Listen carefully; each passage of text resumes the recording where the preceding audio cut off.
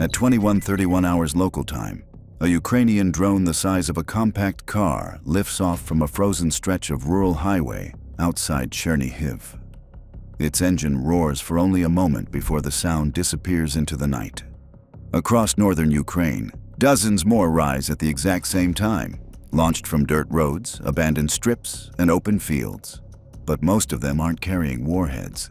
They're carrying something far more dangerous, and the few that are armed are already racing toward one of Russia's most critical oil export hubs on the Baltic Sea. Within minutes, the swarm crosses into Russian airspace.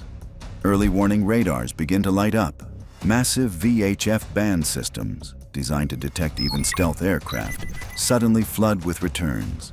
Dozens of contacts appear across the scope, some large, some flickering, some splitting, some vanishing. Too many to classify, too many to ignore. Inside Russian Air Defense Command, the screens look like chaos. More than 30 tracks within the first 10 minutes. More appearing every 30 seconds. Operators are forced into a decision they've been trained to make for decades. Engage the largest threat first. Missiles fire. HELPLESS batteries across the sector launch almost simultaneously.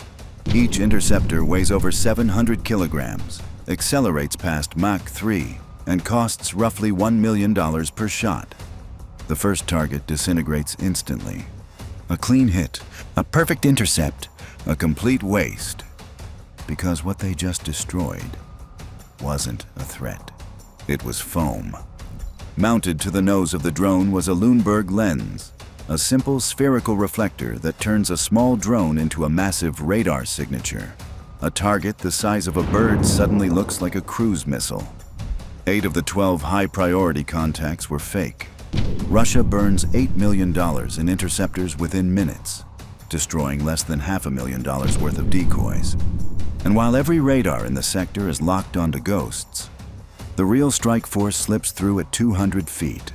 Low, slow, invisible beneath the chaos. 12 long-range Ukrainian strike drones, AN-196 Ludi, push north, untouched. Each carries a 50 to 75 kilogram warhead.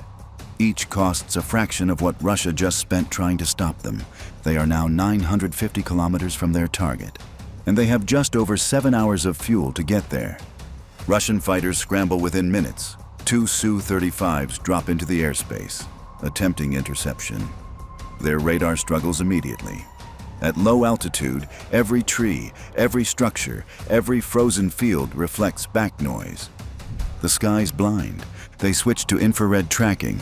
The drone's engines glow faintly, but so does everything else. Chimneys, vehicles, buildings. Heat signatures blur together across the landscape.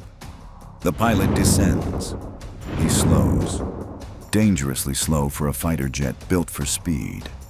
At 300 kilometers per hour, at night, barely above terrain, he attempts to line up a shot on something he can't clearly see. He fires. 30mm rounds rip through the darkness. They miss. The drone keeps flying. It doesn't maneuver. It doesn't react. It doesn't even know it's being attacked. It just continues forward because it has no pilot, no fear, no awareness, and that makes it almost impossible to fight. After 2 passes, the pilot breaks off. He's burning fuel chasing a target worth less than his ejection seat, risking an aircraft worth tens of millions, and the drones keep going. 20 minutes later, GPS signals vanish. Russian electronic warfare systems activate.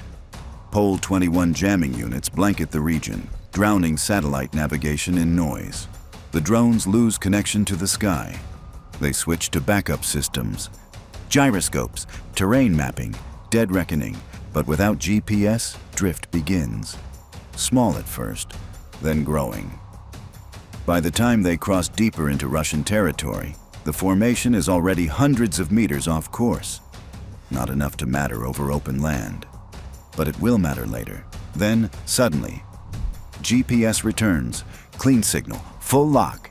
The drones accept it immediately and begin drifting again. But this time, the signal isn't real. It's spoofed. Russia isn't blocking navigation anymore. It's rewriting it. feeding false coordinates directly into the drone's guidance systems, slowly pushing them off course. Some don't catch it in time. One crashes into the sea, another veers off and runs out of fuel. Others are pushed toward foreign airspace, but a few detect the lie. Their onboard systems compare terrain to stored imagery. Rivers don't match, coastlines don't align. The drones reject the signal, correct course, and continue, damaged, drifting, but still alive. Hours later, the survivors approach their target, the port. Russia has seen this approach before. Multiple strikes in recent weeks have followed the same corridor. Low altitude, river approach, terrain masking. But this time, something is different. Inside the valley, hidden where no radar should be, a Book M3 battery waits. The first drone rounds the river bend. A missile launches, Mach 4, direct hit. A second follows. 2 drones eliminated in seconds. But the third drone isn't where it should be. The earlier GPS drift pushed it outside the engagement zone. The radar slews, tries to reacquire. Too late. The missile detonates behind it. Shrapnel tears through the fuselage. Fuel leaks. Control surfaces shred. But the engine survives, and the warhead is intact. The drone keeps flying. It doesn't know it's damaged. It doesn't know it's dying. It only knows its target. 15 kilometers out, the survivors climb above the tree line, and now they're visible. Tracer fire erupts from the ground. Heavy machine guns, 12.7 millimeter, open up from defensive positions across the port. Old weapons, simple systems, but at this altitude, against slow-moving drones, they are deadly. One drone spirals into a field. Another takes hits but keeps flying. Then missiles launch again, this time from Pantsir SMD systems. Not the standard version, a new variant. 48 miniature interceptors designed specifically to counter drone swarms. Cheap, fast, precise. One drone disappears in a flash. 3 remain. They dive. At 12 kilometers, their onboard seekers activate. Heat-seeking sensors lock onto the brightest targets in the frame.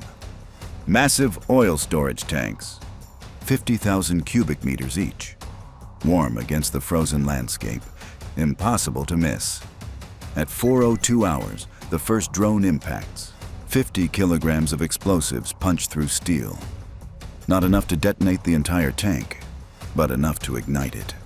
Flames erupt instantly. A column of black smoke begins to rise over the port. 8 seconds later, a second impact. Another tank ignites. Then the third drone arrives, damaged, leaking fuel, barely holding flight. It slams into a loading berth at water level. Pipelines rupture. Fire spreads across the structure. Fuel spills into the harbor. Burning liquid ignites the surface of the water. Within seconds, the port is no longer a target. It's a disaster. Of the original swarm, 15 drones launched, 3 destroyed by decoys, 3 lost to electronic warfare, 3 intercepted mid-flight, 3 shot down near the target, and 3 made it through. That was enough.